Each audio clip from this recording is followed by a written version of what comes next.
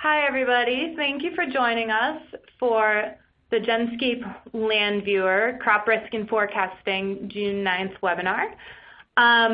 Just a couple of quick things before we get started. On the bottom of your screen, if you have a question at any point during the presentation, you can enter it into the questions box and we will answer them at the end of the webinar or follow up with you directly via email. And at the end of the presentation, if you could take just a moment to provide us with some feedback, we'd really appreciate it. You'll see the survey to the left of your slides, or it will pop up when the webinar has completed. With that, I'm going to hand it off to Stefan, who will get started. Okay, thank you, Caitlin. So Caitlin walked us through the procedure to ask questions. I think we've put together so feel free to ask questions. We'll answer them at the end or by email later on. This is the second webinar of the 2015 growing season. I want to just go over the agenda real quick. As usual, you'll by now know the familiar format. As usual, Randy will review the planting progress across the corn belt. Tom will provide an update from the trading desk. Joshua will give us a season outlook, weather outlook. He'll provide a little bit of input on the Texas flood and the impact of the rain that we had in Texas. Ken Copenhaver will review the grain crushings and co-product report. We'll have some regional fertilizer prices for you. And that'll be it. Also want to mention and welcome our partners from Global View and clients through Global View. And with that, we are going to show you our team real quick, just introduced. And with that, I want to go into the planting progress and hand it over to Randy Duff. By the way, this is, again, a quick webinar, quick update webinar on what's going on. I want to limit it to about half an hour time. And so, Randy, do you want to take over at this point? All right. Thanks, Stefan, and good afternoon. The corn crop across the Midwest is essentially in. It is a good-looking crop at this point in time across the entire corn belt with a few pockets that are having some struggles. You get into deeper southern Illinois, and the key word down that direction is a swamp. It's received way too much water, and those guys are really having a tough time. But overall, the bulk of the primary growing areas across the Midwest look very good. The cool temperatures really haven't been favorable, but it's at this stage it's not a big issue for us. It looks like some warmer weather's coming across the corn belt here shortly, and that will really kick this crop into gear. Have had some wet areas up in northeastern Indiana into northwest Ohio, but beyond that, everything looks pretty good. Up in Iowa and Dakotas, all the crop is in and there, and just needs warm temperatures and adequate rainfall from here on out.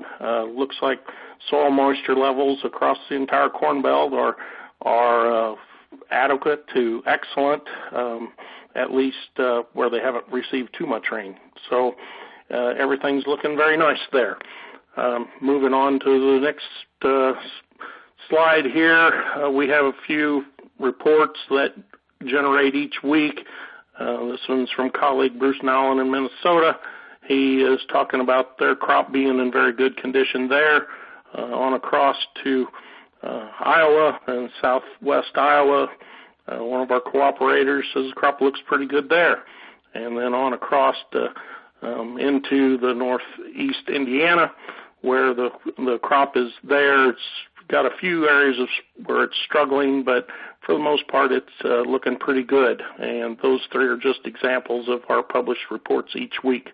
But I guess steady is the course for the time being, and we'll just wait for the next few weeks to come and see how this crop develops. Good. Randy, anything unusual from North Dakota, South Dakota area? No, it looks like everything is growing there fine. Of course, they can use a lot warmer weather, but it appears from all reports that everything got planted and it's there, and it just needs warm weather for the foreseeable future. Great. Thanks, Randy. Tom, you bet. If you're online, can you give us a little bit of an update from the trading desk? What's going on with prices and old crop versus new crop, et cetera? Yes, last time we did this for the first time. I have my comments were mostly negative in nature, and today I have to honestly admit that I've put the brakes on everything. Yes, we know about the bearishness of world supplies, China and South America, but we have to ask ourselves, are we in these perfect sort of U.S. conditions that the market's been trading in worldwide? And my answer is, my comment is no. We're seeing some suspect weather develop in Canada, North China Plains, some dryness in the southeastern part of the state, some excessive wetness and question of as much as 1 million acres of corn that still may or may not get planted. We're pushing against crop insurance states, which is a key factor. We cannot underestimate the crop insurance role if we extend these planting dates or have delayed planting. The bean acres are even more dramatic, with as much as 10 million acres are in question. The forecasts look very wet. China, we look at overall demand year in and year out for corn. We use a lot of corn domestically, more so than we export, and we see how much growth in China's protein demand grows year in and year out. Plus, meal demand continues to be underestimated as we use more meal in the feed ration when you consider where the prices we were versus relative to a few years ago. So my opinion is producers should take this very cautiously. Be careful with your hedges. I am not looking for a major break for either market right now. Matter of fact, I think there's every reason in the world when the market composition is set up like it is, we can easily see a rally. We've seen it happen in wheat.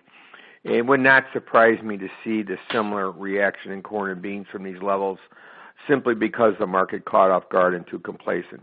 We've seen the dollar moves and currency moves impact our market. That may be changing along with crude. So I offer a word of caution. The producer will not sell these kind of prices in new crop. He may have old crop corn to sell, and once he liquidates that, so does that pretend to a 340, 350 board? That's not that far away. And we see with one change or a couple of changes in weather what can do to individual markets. So I'm more on cautious approach, leading slightly positive based on today's weather. That may change tomorrow because it's weather. But I would say from a trading standpoint, I certainly do not want to press this market to the downside at all. Okay, excellent. Thanks, Tom. Appreciate it. Appreciate the update. And with that, we're going to go into our weather outlook for the season. Continued weather outlook. That'll be the theme each of the webinars. We will review the weather in more detail, and we have our meteorologist, Josh Senechel, will review the weather. All right. Thanks, Stefan. So I guess we'll start off taking a quick look at what we saw during the month of May. And overall for the month, we did see below normal temperatures focused across the far western Midwest. We did see above normal temperatures anywhere from 2 to 4 degrees above normal across the central and especially the eastern Midwest. What was interesting is we did have a hard freeze in the morning of May 19th. This was focused mostly on the Dakotas, even portions of western Minnesota. And it seems like, at least based off of good and excellent corn ratings, that freeze on May 19th really didn't have much of an impact on the crop, which I do think is interesting. We did see temperatures as low as the lower to middle 20s. Fortunately, most of this was kind of in the western periphery of some of the more production-intensive regions. But it is worth noting we did see a pretty cold morning on the morning of the 19th. But again, as a whole, for the month of May, it was kind of a cool west, warm east trend. And over the last 9 days, at least heading into June, we've actually seen the complete opposite, where we've actually had a lot of the warmth, at least through the first 9 days of this month, focused farther west. We've actually had a very cool start to the month across the central and eastern Midwest. So the pattern we saw in May has kind of reversed the first 9 days in June. Now, in terms of precipitation, May saw abundant rainfall, locally excessive rainfall for a pretty good portion of the Midwest. If you look at the image on the far right, percent of normal precipitation, we actually saw less than normal precip. We had a very dry month across the southern Ohio Valley, including southern Indiana and southern Ohio. But most of the Midwest, the main story was widespread precipitation. If you look at the image right in the center of the slide, this shows drought monitor class change in the last 2 months. And last time we spoke, we had moderate to severe drought over a pretty good portion of Minnesota and the eastern Dakotas. In just the last few weeks, we've actually eliminated almost all of that drought. So really in the last 4 to 5 weeks, we've seen significant soil moisture improvements across parts of the upper Midwest. And overall, drought is really quite limited. 80% of the Midwest is completely free of drought. 97.6% of the Midwest is free of moderate to severe drought. So in terms of rainfall, we picked up a lot of beneficial rainfall, too much in some areas, especially southwestern Illinois, where I noticed the good and excellent rating is a little bit lower. But overall, it was a pretty favorable month. So this next slide looks at rainy days compared to normal, or compared to the last 5 years. If you look at the red shading, that represents fewer than normal rainy days. Blue shading represents above normal rainy days. And we do see a lot of light blue shading on this map across most of the Midwest. That indicates we saw more frequent rainfall than is typical. In terms of field work and planting, that didn't have too much of an impact for corn. I mean, we got all the crop in. Pretty much all of the corn crop is emerged. I think the impacts from rainy days was a little heavier on the soybeans, where I know we have more significant planting delays. But really for the month of May, despite frequent rainfall, we got the crop in and pretty good timing. A lot of it's emerging. And overall, it's been pretty favorable with the exception of Texas. And we'll get to that in the next slide. So obviously, one of the major stories, at least with the growing season thus far, has been the incredible rainfall in the southern plains, much of northern Texas, southern Oklahoma. In the month of May alone, got anywhere from 10 to 20 inches of rainfall. So some of these areas picked up close to a season's worth of rainfall just in the month of May. And looking at the image kind of right in the center of this slide here, red dots on the map represent river gauges where we saw major flooding. The yellow shading represents corn acres from last year. And kind of the main stories that we definitely saw some flooding intersecting Texas corn areas.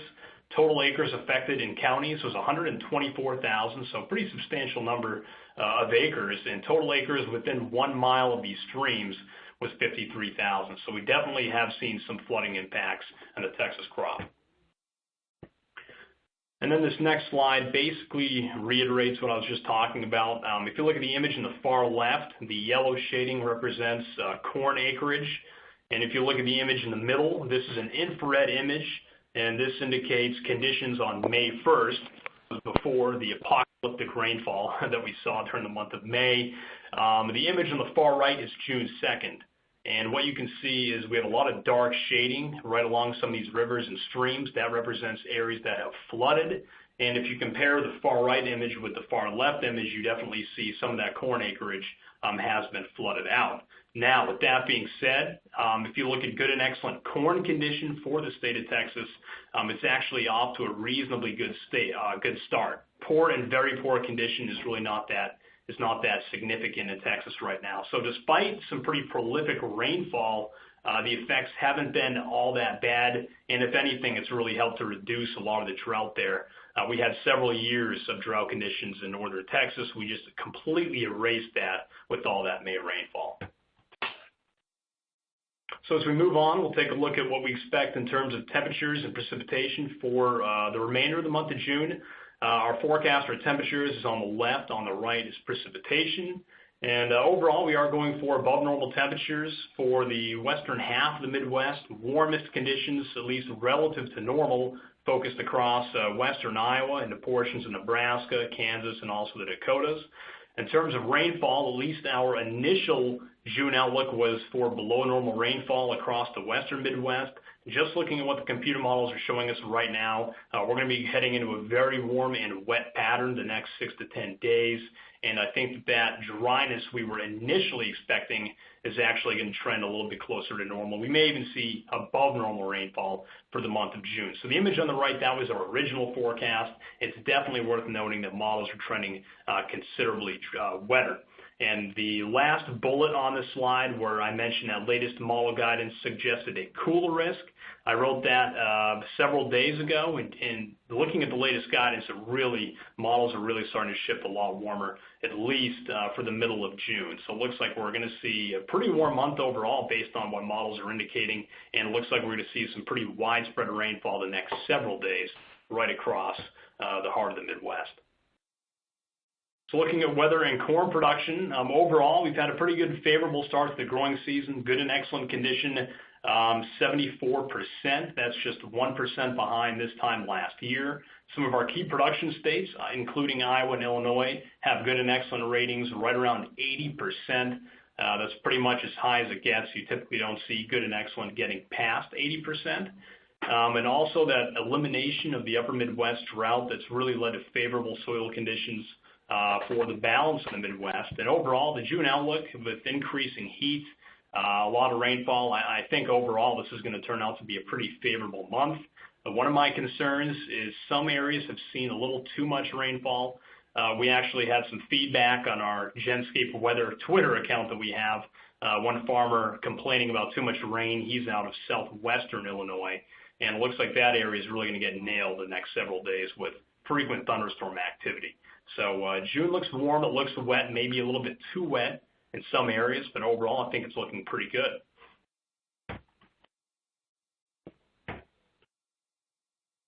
Great, thank you very much, Joshua.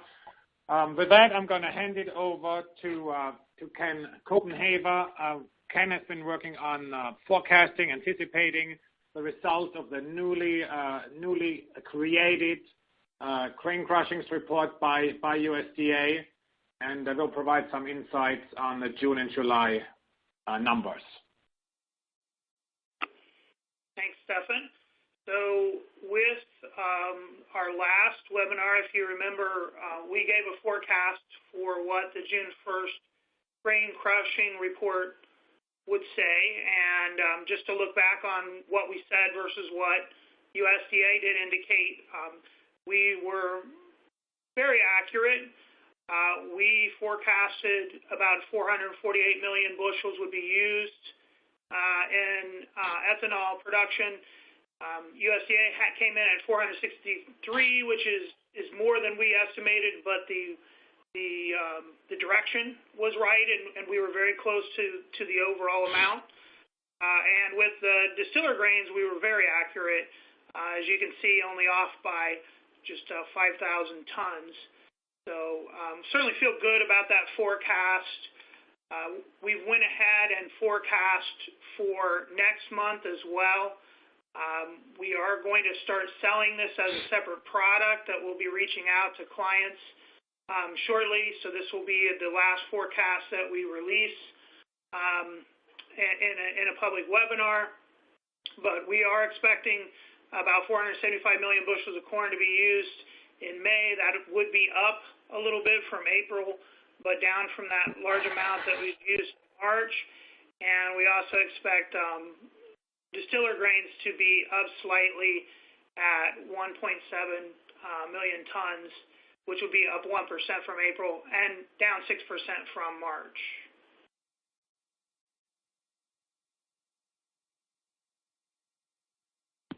Excellent.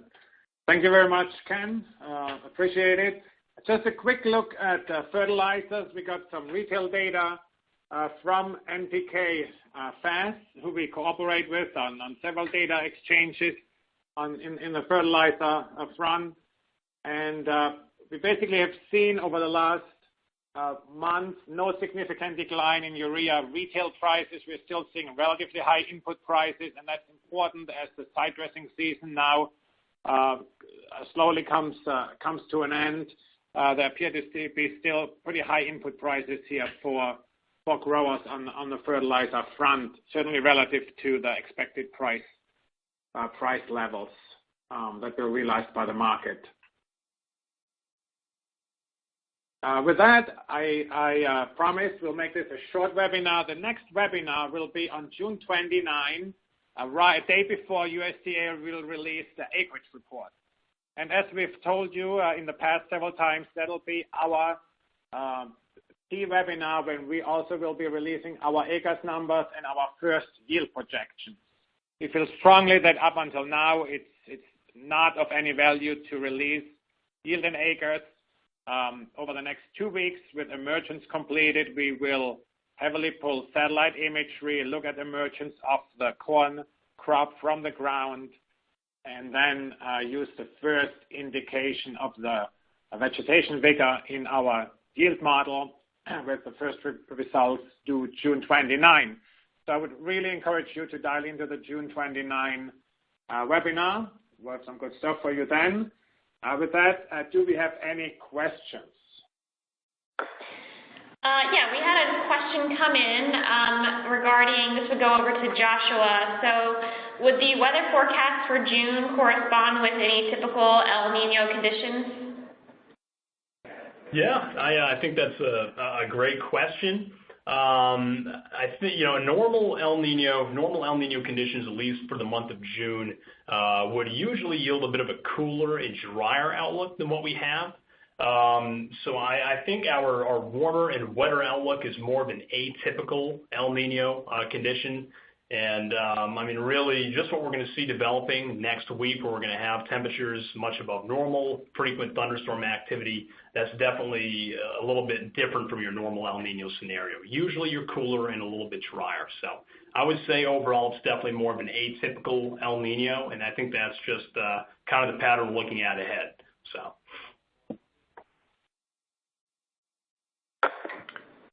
Great. Excellent. With that, if there's not any more questions, I will close the webinar as I promised on time. The recording will be available, and feel free to keep asking questions. Email us with questions, and we will answer them as we receive them. Thanks, everybody, for joining. Appreciate it. See you June 29. Bye-bye.